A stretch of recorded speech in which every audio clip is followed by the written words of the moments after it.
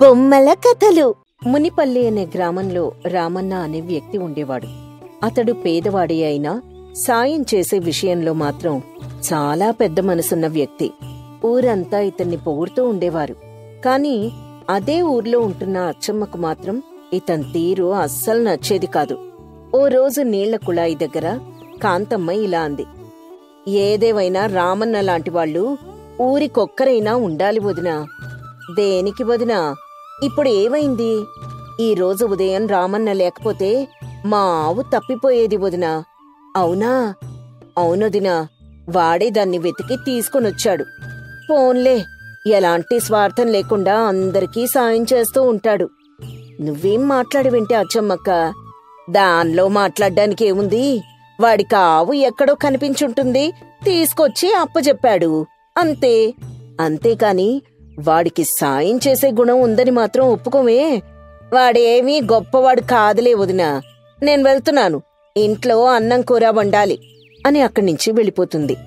రామన్న మాత్రం ఎలాంటి స్వార్థం లేకుండా తనకు తోచిన సహాయాలు చేస్తూనే ఉంటాడు.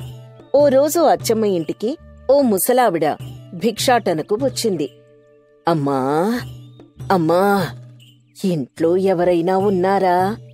ఆ, ఎవరిది? ఎవరు కావాలేంటి? అమ్మా, ఆకలిగా ఉంది. పువ్వ తిని 3 రోజులైంది. కాస్త తినడానికి ఏవైనా దొరుకుతుందా? చచ, ఈ అడుక్కునే వాళ్ళకి పని పాట లేదు, ఊరికే విసిగిస్తారు. ఏం లేదు, పక్కకెళ్ళో. అమ్మా, కాసింత గంజి ఉన్నా పొయ్యమ్మా. నడిచే ఓపిక కూడా లేదు. ముందిక్కడ్నించి వెళ్తావా లేదా అని గట్టిగా అరుస్తుంది అచ్చమ్మ. దీంతో ఆ పక్కనే ఉంటున్న రామన్న బయటకొచ్చి విషయం తెలుసుకుంటాడు. అప్పుడు రామన్న, అవ్వా, మీరిలా రండి. బాబూ, ఆకలి, దాహం, కాస్త తినడానికి ఏవైనా దొరుకుతుందా? అవ్వా, ఇలా కూర్చోండి. నా దగ్గర ఈ గంజినీళ్లు మాత్రమే ఉన్నాయవ్వా, తాగుతారా? చాలు బాబూ, ఇదే నాకు పరమ అన్నంతో సమానం అని గబగబా గంజిని తాగేస్తుంది. ఆ తర్వాత, ఏ తల్లి కన్న పెట్టవో నువ్వు, నిండు 100 ఏళ్ళు చల్లగా ఉండాలి బాబూ. మీలాంటి వాళ్ళ ఆశీసులుంటే చాలే అవ్వా. నేనన్నం తిని 3 రోజులైంది బాబూ. అయ్యో, అవునా? నా దగ్గర కూడా బియ్యం లేవు. ఉండు, ఊర్లోకెళ్ళి ఎక్కడైనా అరువు తీసుకొనొస్తాను. ఇంట్లో ఎవ్వరూ లేరా బాబూ? నేను అనాథనవ్వా, నాకెవ్వరూ లేరు. దొరికిన పని చేసుకుంటూ జీవనం సాగిస్తూ ఉన్నాను. తల్లిదండ్రులు లేకుండా పెరిగితేనే ఇలా ఉన్నావంటే, నీ తల్లిదండ్రులుంటే ఇంకా గొప్ప గొప్ప పనులు చేసేవాడివి బాబూ. సరే ఉండవ్వా, నీకోసం ఎవరినైనా బియ్యం అడిగి తీసుకునొస్తాను అని రామన్న వెళ్తాడు. ఆ ముసలమ్మ కోపికొచ్చే వరకు అక్కడుండి ఆ తర్వాత వెళ్ళిపోతుంది. ఈ విషయం ఊరందరికీ తెలుస్తుంది. అలా పంచాయతీలో ఊరి పెద్ద, నిజంగా రామన్న హృదయం ఎంత గొప్పదో కదా. నిజమే బాబాయ్, వాడి దగ్గర ఉన్నా లేకపోయినా ఇతరులకు సాయం చేయాలనే గుణం మాత్రం వాళ్ళలో ఉంది. మీరు వాణ్ణి పొగుడుతూనే ఉంటారు, కాని వాడు బ్రతకడానికి దారి చూపించమంటే మాత్రం ఎవ్వరూ మాట్లాడరు అని వీరయ్య అనే రామన్న స్నేహితుడు అన్నాడు. అప్పుడు ఊరి పెద్ద, వాడు బాగుపడాలని మాకు మాత్రం ఉండదా ఏంట్రా? కాని ఊరి పరిస్థితులు ఎలా ఉన్నాయో చూస్తూనే ఉన్నాం కదా. ప్రతిసారి ఇలానే ఏదొకటంటూ మాట దాటేయండి అని కోపంగా అక్కడ్నుంచి రామన్న దగ్గరికి వెళ్ళిపోతాడు. రామన్న, ఎరా వీరయ్య, ఏంట్రా అంత రుసరుసలాడుతున్నావు? లేకపోతే ఏంట్రా, నువ్వేదో ఉత్తముళ్ళా అందరికీ ఏది కావాలంటే అది చేసి పెడుతూ ఉంటావు, కాని నీ గురించి మాత్రం ఎవ్వరూ పట్టించుకోరు. అబ్బా, ఇప్పుడు ఏమైపోయిందని? నేను బాగానే ఉన్నాను కదా. ఏంట్రా బావుండేది? నువ్వు బ్రతకడానికి ఓ దారంటూ ఉండాలి కదా. అది ఊరి పెద్దలు ఏవైనా పట్టించుకుంటున్నారా? చెప్పు. ఏం పర్వాలేదులేరా, ఊరి పరిస్థితులు కూడా బాగాలేదు కదా. రే, ఈ రోజుల్లో ఇంత మంచితనం అస్సలు పనికి రాదురా. నిన్నే ముంచేస్తారు ఈ జనాలు. నిండా మునిగిన వాడికి చలేంట్రా. నేనేమీ ఆశించి ఇవన్నీ చేయడం లేదు. మరి నీ బ్రతుకు తెరువు సంగతేంటి? ఆ దేవుడే నాకు దారి చూపిస్తాడు లేరా. అందాక నాకు తెలిసింది చేసుకుంటూ వెళ్లడమే నా పని అని స్నేహితులిద్దరూ మాట్లాడుకుంటూ ఉంటారు. రోజులు గడుస్తూ ఉంటాయి. ఊరంతా అతన్ని మెచ్చుకున్నా అచ్చమ్మ మాత్రం అతన్ని దూషిస్తూనే ఉండేది. ఓ రోజు అచ్చమ్మ కంగారుగా, అయ్యో అయ్యో, నా బిడ్డ కనిపించటం లేదు, ఎవరైనా చూశారా? అప్పుడు పక్కింటి పద్మ, బిడ్డ కనిపించకపోవడమేంటమ్మా, ఏమైందసలు? పిన్ని, మధ్యాహ్నం నుంచి వాడింటికి రాలేదు. ఈ సమయం వరకు వాడు బయట ఉండడు. నాకు కంగారుగా ఉంది పిన్ని. నువ్వు కంగారు పడుకో అచ్చమ్మా, స్నేహితులతో ఆడుకుంటూ ఉంటున్నాడేమోలే, వచ్చేస్తాడు. అబ్బా, అది కాదు పిన్ని, నా కాళ్ళు చేతులు ఆడ్డం లేదు పిన్ని, కంగారుగా ఉంది అని ఏడుస్తూ ఉంటుంది. ఊరంతా ఆ ఇంటి దగ్గర పోగవుతారు. కొందరు బాబు కోసం గాలిస్తూ ఉంటారు. రామన్న మాత్రం పిల్లలు ఎక్కడెక్కడ ఆడుకుంటూ ఉంటారు ఆ ప్రదేశాలు తిరుగుతూ అడవిలోకి కూడా వెళ్తాడు. అక్కడొక గుహలో తోడేలుకు భయపడుతూ పిల్లాడు కనిపిస్తాడు. రే బాబు, నువ్వు అచ్చమ్మ కొడుకువేనా? అవును. మరేం భయపడకు, అస్సలు కంగారు పడకు, నేనున్నాను కదా అని అతనికి ధైర్యం చెప్పి ఆ తోడేల్ని తెలివిగా అక్కడి నుంచి దారి మళ్లిస్తాడు. ఆ బాబుని వాళ్ళమ్మ దగ్గరికి తీసుకుని వెళ్తాడు. అమ్మా, ఈరోజు రామన్నన్న రాకపోయి ఉంటే ఆ తోడేళ్లు నన్ను తినేసేదేమో. రే, అసలెంత కంగారు పడ్డానో తెలుసా నీకోసం? పోన్లేవే, ఆ దేవుడి దయ వలన రామన్న సమయానికి వెళ్ళాడు కాబట్టి పిల్లాడు ప్రాణాలతో బయటపడ్డాడు. సరేలే, కూటికి గతి లేదు కాని ఇలాంటి సాయాలకేమీ తక్కువ లేదు. అచ్చమ్మా, నువ్వన్న అలా తక్కువ చేసి మాట్లాడ్డం తప్పమ్మా. నీ కొడుకుని కాపాడిన వాడికి కృతజ్ఞతలు చెప్పాల్సింది పోయి ఇలా అంటావా? ఓన్లేండి, నా ధర్మం నేను చేశాను, అంతే అని అక్కడి నుంచి రామన్న వెళ్ళిపోతాడు. ఇక ఎవరిళ్లకు వాళ్లు వెళ్ళిపోతారు. రామన్న మాత్రం పేదరికంతో కొట్టుమిట్టాడుతూ ఉంటాడు. ఓ రోజు ఓ వ్యక్తి అటుగా వచ్చి 2-3 రోజులు అదే ఊర్లో ఉంటాడు. ఎవరయ్యా, మీరూరి కొత్తవారులా ఉన్నారు? వేషధారణ చూస్తే వింతగా ఉంది. నేను ఊరూరు తిరిగి భిక్షమెత్తుకుంటాను. ఈ ఊర్లో నాకుండడానికి ఏదైనా చోటు దొరుకుతుందేమో అని చూస్తున్నాను. పోవయ్యా, నీకుండడానికి చోటు ఎవరిస్తారు? ఆ గుడి దగ్గరికెళ్ళి కూర్చుంటే 4 డబ్బులొస్తాయి, వెళ్ళెళ్ళో అనతన్ని ఊరివాళ్లు తరిమేస్తారు. ఇదంతా వీరయ్య గమనిస్తాడు. అతన్ని రామన్న దగ్గరికి తీసుకుని వెళ్తాడు. అతని కథంతా చెప్పి రామన్నకు అప్పజెప్తాడు. తాత, మీరెలాంటి పరిస్థితిలో ఉన్నారో నాకు తెలియదు కాని మీకెలాంటి సాయం కావాలన్నా చెప్పండి, నేను చేస్తాను. ఒంట్లో ఓపిక నశించింది బాబు. ఈ వయస్సులో నన్నెవరైనా చూసుకుంటూ ఉంటే బావుంటుంది అనిపిస్తోంది. కాని తాత, నేను నీకు 3 పూటలా తిండి పెట్టలేకపోవచ్చు. మరేం పర్వాలేదు నాయనా, కాసింత గంజినీళ్లు పోసినా సరిపోతుంది. సరే తాత, పక్కూరికెళ్ళి ఏదైనా పని దొరుకుతుందేమో చూసొస్తాను. సరే బాబు, నువ్వెళ్ళిరా అని అతనికి చెప్తాడు. ఈ విషయం ఊరంతా తెలుస్తుంది. రోజులు గడుస్తూ ఉంటాయి. ఆ ముసలాయన రామన్న పరిస్థితులు దగ్గరుండి గమనిస్తూ ఉంటాడు. ఓ రోజు, బాబూ, ఇలారా, నీతో మాట్లాడాలి. ఏంటి తాత, దేని గురించి మాట్లాడాలి? ఒంట్లో నలతగా ఉందా? లేదు బాబూ, ఒకవేళ నీ దగ్గర బోల్డంత డబ్బు ఉంటే నువ్వేం చేస్తావు? కష్టాల్లో ఉన్న ప్రతి వ్యక్తికి సాయం చేస్తాను తాత. మరి నీకోసం ఏమీ వద్దా? కష్టపడే శక్తి కోసం 3 పూటల ఆహారం చేయడానికి పనుంటే చాలు తాత. సరే, మన ఊరి చివర చెరువు పక్కన ఒక పెద్ద మర్రి చెట్టు ఉంది కదా? అవును తాత, అక్కడికి వెళ్ళి ఆ చెట్టు కింద తవ్వి అక్కడ దొరికింది తీసుకురా అని చెప్పి పంపిస్తాడు. రామన్న అక్కడ దొరికిన ఒక పెద్ద మూటని తీసుకొనొస్తాడు. ఆ మూట విప్పగానే అందులో చాలా డబ్బు, బంగారం, కొన్ని విలువైన పత్రాలు ఉంటాయి. ఏంటి తాత, ఇంత డబ్బా? ఎవరిదిది? ఇది నాదే బాబు. ఒక భిక్షగాడి దగ్గర ఇంత డబ్బా? నేను భిక్షగాడిని కాదు బాబు, ఒకప్పుడు పెద్ద జమీందార్ని. కాని నా కొడుకులు ఆస్తి కోసం నన్నే చంపేయాలనుకున్నారు. దాంతో నేను నాకు సంబంధించిన డబ్బు, ఆస్తి పత్రాలు అన్నీ తీసుకొని ఎవరికీ తెలియకుండా ఈ ఊరికొచ్చేశాను. అవునా? అయ్యో, ఆ దేవుడు ఎలాంటి పరిస్థితి తీసుకొచ్చాడు తాత నీకు? నాకా వయసు అయిపోతుంది. ఈ ఆస్తంతటినీ నేను నా కొడుకులకిస్తే వృధాగా పోతుంది. అందుకే ఇది నీకివ్వాలని అనుకుంటున్నాను. ఏంటి, నాకా? అవును బాబు, నువ్వైతే దీంతో ఎన్నో మంచి పనులు చెయ్యగలవు. నేనెవరూ తెలియకపోయినా కటిక పేదరికంలో ఉన్నా సరే నాకన్నం పెట్టావు. అందుకే ఇదంతా నీకే సొంతం. నువ్విప్పటి వరకు చేసిన మంచి ఈ రూపంలో నీకు తిరిగొచ్చిందనుకో బాబూ అని ఆస్తంతా అతనికిచ్చేస్తాడు. ఈ విషయం ఊరంతా తెలుస్తుంది. అంతా ఎంతో సంతోషిస్తారు. తనకు ఆ ముసలి జమీందారిచ్చిన ఆస్తితో రామన్న ఆ ఊర్లో పాఠశాల, ఆస్పత్రి కట్టిస్తాడు. అలాగే పేదలకు సేవలు చేస్తూ జీవితం గడిపేస్తాడు. పెరుమళ్లపాడు గ్రామంలో జోగిరెడ్డి అనే వృద్ధ రైతు ఉండేవాడు. అతని భార్య బంగారమ్మ. అతనికి రాంబాబు అనే కొడుకుండేవాడు. యుక్త వయసుకొచ్చినా కలలు కంటూ కథలు రాసుకుంటూ కూర్చునేవాడు.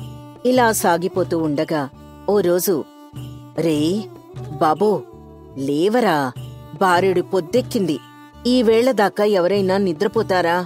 అమ్మా, రాత్రంతా కథ రాశాను, అందుకే కాస్త ఆలస్యమైంది. అయ్యో దేవుడా, కథలు రాయడం తప్ప వేరే పని లేదా నీకు? ఎవరైనా చదువుతారా నీ కథలసలు? అమ్మా, ఎవరూ చదువుతారని కాదమ్మా, అది నా కల. ఏంట్రా కల? కళ అంటే సరిపోదు, వాటిని సాకారం చేసుకునే ప్రయత్నం కూడా చెయ్యాలి అని మాట్లాడుకుంటూ ఉండగా జోగిరెడ్డి అక్కడికొస్తాడు. అబ్బా బంగారి, మళ్ళీ మొదలు పెట్టారా మీ తల్లి కొడుకులు? రోజు ఉండేదే కదా, కొత్తగా ఏముంది?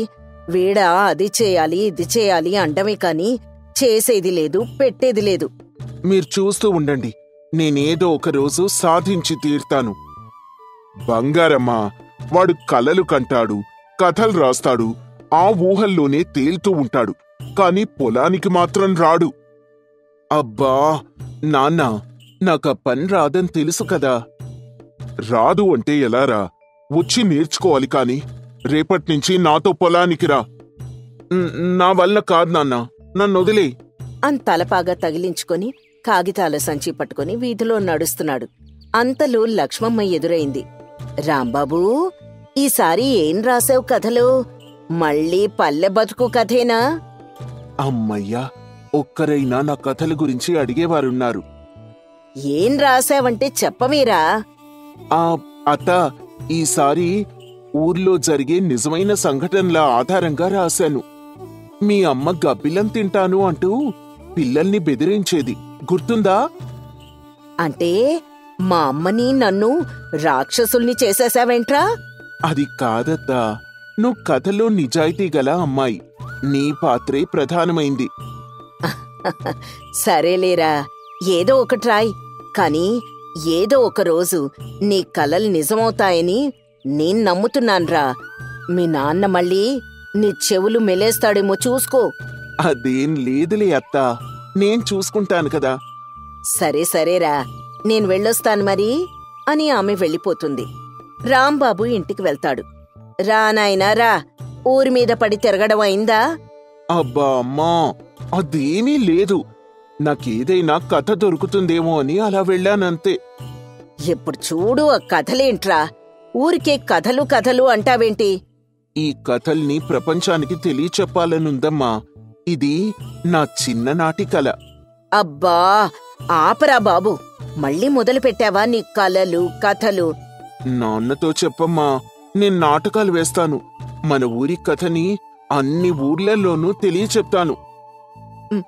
నాకు తెలీదురా బాబు, నువ్వు మీ నాన్న చూసుకోండి అని చెప్పి అక్కడ్నుంచి వెళ్ళిపోతుంది బంగారమ్మ. కొద్ది రోజులకి చెరువు కట్టపైన పల్లె పెద్దలు ఊరి సమస్యలపై మాట్లాడుతున్నారు. హనుమంతు మున్సబు ఓ పత్రం చేతిలో పట్టుకుని బిగ్గరగా చదువుతున్నాడు. ఇక్కడ చూడండి అందరూ, మన జోగిరెడ్డి కొడుకు రాంబాబు లేడు? వాడు ఊరి వాళ్లతో కలిసి నాటకం వేయబోతున్నట్ట. అందరికీ పత్రాలు పంచుతున్నాడు. అవునా? మంచిదే. శీర్షిక ఏంటంట? పల్లెటూరి వాతావరణం, మనుషులు, పద్ధతులు. హనుమంతు గారు, పల్లె జీవితం చేయాలంటే దానికి చాలా నేర్పరితనం ఉండాలి. అనవసరంగా ఊరికి చెడ్డ పేరు రాకూడదు కదా. నిజమే, కాని వాడి ఉద్దేశం మంచిదైతే మనం అడ్డుకోకూడదు. జోగిరెడ్డి, ఇప్పుడిదంతా అవసరమంటావా? నువ్వేమంటావు? అయ్యా, నాక్కూడా మీరు చెప్పే వరకు ఈ సంగతి తెలీదండి. నిజమా? కన్న కొడుకు ఏమి చేస్తున్నాడు ఏంటి అనేది కూడా తెలియకుండా ఉంటున్నావా? ఈ రోజుల్లో పిల్లలు పెద్దల మాటలు ఎక్కడ వింటున్నారండి? ఎవరికి తోచింది వారు చేసేస్తున్నారు. నేను మా అబ్బాయితో మాట్లాడతానండి అని ఇంటికి వెళ్తాడు జోగిరెడ్డి. అతను కోపంగా రాంబాబుని పిలిచాడు. రాంబాబు, రాంబాబు, ఇంట్లోనే ఉన్నావా? ఏంటండి, ఏమైంది? ఎందుకలా మండిపడుతున్నారు? ఎక్కడే నీ కొడుకు? అసలు ఊళ్ళో వీడేమేం చేస్తున్నాడో నీకు తెలుసా? రాంబాబు, బయటికి రారా. నాన్నా, ఏమైంది? ఏమైందేంట్రా? ఏదో నాటకం వేయాలనుకుంటున్నావంట? కనీసం మాకు మాట చెప్పే పనిలేదా? అందరి ముందు నా పరువు పోయింది. నాన్నా, నాకు చిన్ననాట్నుంచి ఎన్ని కథలు చెప్పారు. అదే స్ఫూర్తితో నేను మన ఊరి కథలు బయటికి తీసుకువెళ్లాలనుకుంటున్నాను. ఇది తప్పా? ఒక్కసారి ఆలోచించు నాయనా. చక్కగా పొలం పనులు చేసుకోక ఈ నాటకాలు, కథలు మనకవసరమా చెప్పు? మనకున్నది ఆ కుంట భూమి. అది కూడా నీకోసం తాకట్టు పెడితే ఎలా? లేదమ్మా, మన ఊరి కథలు ప్రపంచానికి చూపించాలనేది నా కల. దానికోసం కొంత డబ్బు ఖర్చవుతుంది. ఊరూరు తిరిగి ప్రచారం చేయాలి. కలల కోసం భూమి నమ్మకూడదు. కలలు కండం మేలు కాని నేల మీద నిలబడి కనాలి. కాని నాన్నా, అది... ఇంకేం మాట్లాడకు నువ్వు. నువ్వే నాటకాలు వేయాల్సిన అవసరం లేదు అని వెళ్ళిపోతాడు జో. ఆ రాత్రి రాంబాబు ఇంటి మేడపైన కూర్చుని కాగితాల మీద రాస్తూ ఉంటాడు. ఇంతలో బంగారమ్మ వస్తుంది. నాయనా, ఇంత రాత్రి ఏం పనిచేస్తున్నావు? నువ్వే కదమ్మా అంటూ ఉంటావు, కలలు కంటే సరిపోదు, ఏదో ఒక రోజు నిజం చేసుకోవాలి అని. అవునాయనా, కాని నువ్వేదో కాలక్షేపానికి రాస్తున్నావని అనుకున్నాను. అయినా సరే, అది తిండి పెట్టదు కదా నాన్నా. లేదమ్మా, మనం బాగా కష్టపడితే ఊరూరు తిరిగి నాటకాలు వేసి డబ్బు సంపాదించొచ్చు. కాని దానికి పెట్టుబడి పెట్టాలి కదరా. నువ్వొచ్చి ఇలా ప్రోత్సహిస్తే చాలమ్మా, అంతా నేను చూసుకుంటాను. నీ కలల్లో నేను కూడా భాగస్వామిని అంటే నాకు గర్వమే కదా నాయనా. సరే అమ్మా, కొద్ది రోజుల్లో ఎలా అయినా నేను నాటకం వేసి తీర్తాను. మన ఊరి జాతర వస్తుంది కదా, అక్కడ నా ప్రతిభేంటో చూపిస్తాను. సరే బాబు, మీ నాన్నతో నేను మాట్లాడతానులే అని అంటుంది బంగారమ్మ. కొన్ని రోజులు గడుస్తాయి. రాంబాబు ఊర్లో వారికి శిక్షణ ఇస్తూ ఉంటాడు. దీంతో ఊర్లో పెద్దవాళ్లు, చూసారా, ఈ జోగిరెడ్డి కొడుక్కి ఎంత చెప్పినా బుద్ధి రాదు. ఏంటండి, ఏమైందని ఇప్పుడు అంత మండిపడుతున్నారు? లేక మరేం చేయాలి? కథలు, నాటకాలు అంటూ తను పగటి కళ్ళు కండమే కాకుండా ఇప్పుడు ఊర్లో వాళ్ళని కూడా చెడగొడుతున్నాడు. అయ్యో, నిజమేనయ్యా. అయినా ఈ నాటకాలంటే అయ్యే పనేనా? ఏమాత్రం తప్పులు దొర్లినా అవమానం పాలవడమే. అందులోనూ ఊరి గురించి చెప్తాడంట. ఊరి గురించి పోన్లేండి, కుర్రాడు, ఉడుకు రక్తం, ఏదో చెయ్యాలని అనుకుంటున్నాడు. ఒకసారి నవ్వుల పాలైతే తనకదే తెలిసొస్తుంది. అది కూడా నిజమేలే అని అందరూ మాట్లాడుకుంటూ ఉంటారు. కొన్ని రోజులు గడుస్తాయి. ఊరి చెరువు కట్ట పక్కన చిన్న నాటకం కోసం పందిరి వేశారు. రాంబాబు దర్శకత్వం వహిస్తున్న నాటకం చూడ్డానికి ఊర్లో పెద్దలు, పిల్లలు అందరూ గుమిగూడారు. ఇది చూసి జోగిరెడ్డి బంగారమ్మతో, బంగారమ్మా, మన కొడుకు వేసే నాటకం గురించి తెలిసి ఆశ్చర్యం వేసింది. ఊరి వాళ్లే నటీనటులయ్యారు. మంచిదే కదండి, మనం కూడా చూద్దాం. వాడి కలలు నిజమైతే మనక్కూడా గర్వమే కదా. సరే, మన ఊరి పరువు పోకుండా ఉంటే అదే చాలు. అబ్బా, అదేం ఉండదండి. నాటకం మొదలవుతోంది, చూడండి అంటుంది. ఆ నాటకంలో ఓ సన్నివేశం వస్తుంది. ప్రముఖ సన్నివేశం హనుమంతు పాత్రలో, నీతి తప్పితే పల్లె నాశనమవుతుంది. అనే మాటకు ప్రేక్షకులు చప్పట్లు కొడతారు. అలా నాటకమంతా అయ్యాక రాంబాబు వచ్చి మాట్లాడతాడు. ఈ కథ పల్లె జీవితం మీద ఆధారపడింది. పగటి కలలు అనేవి నిద్రలో కనే కలలు కాదు. అవి మేలుకొని కష్టపడి సాధించాలనుకునే కలలు. నా తల్లిదండ్రులు నాకు మద్దతివ్వకపోయినా నమ్మకం మాత్రం పోనివ్వలేదు. అదే నా ఆశయంగా మారింది. అప్పుడు జోగిరెడ్డి కంట నీటితో, నాయనా, నువ్వు నిజంగా మాకు గర్వకారణంగా మారావు. నీ కలలు నిజం చేసుకున్న తీరు చూస్తే నేనెప్పుడో తప్పు చేశానని నాకు అనిపిస్తోంది. నాన్నా, మీరే కదా చెప్తూ ఉంటారు పగటి కలలు కనద్దు అని. నువ్వేం చేయకుండా అలా కథలు రాసుకుంటూ అది చేస్తా ఇది చేస్తా అని అంటూ ఉండేవాడివే కాని నీలో ఇంత లోతు ఆలోచనలున్నాయని మాకు తెలియదురా. మీరలా అన్నారు కాబట్టి నాలో ఇంకా కసి పెరిగిందమ్మా. ఇక మీదట నువ్వేం చెయ్యాలనుకున్నా నీ వెనక మేమున్నాం బాబు. మేం కూడా నీతోనే ఉంటాన్రా. మన ఊరి కథని అందరికీ తెలియచెప్దాం. నిన్ను చూసి చాలా గర్వంగా ఉంది రాంబాబు. ఏదో కుర్రాడివి అనుకున్నాం కానీ ఇంత బాగా నాటకం వేస్తావని మేమస్సలు ఊహించలేదు. మరేం పర్లేదండి. ఇక మీదట మీరందరూ కూడా నాకు సహకరించండి చాలు అని అంటాడు రాంబాబు. అప్పట్నుంచి ఊరి జనమంతా అతనికి సహకరిస్తూ ఉంటారు. పగటి కలలు కనడం తప్పు కాదు, కాని వాటిని నిజం చెయ్యాలనుకుంటే అవి కేవలం ఊహలుగా కాకుండా నమ్మకంగా, కష్టంగా పనిచెయ్యాలి.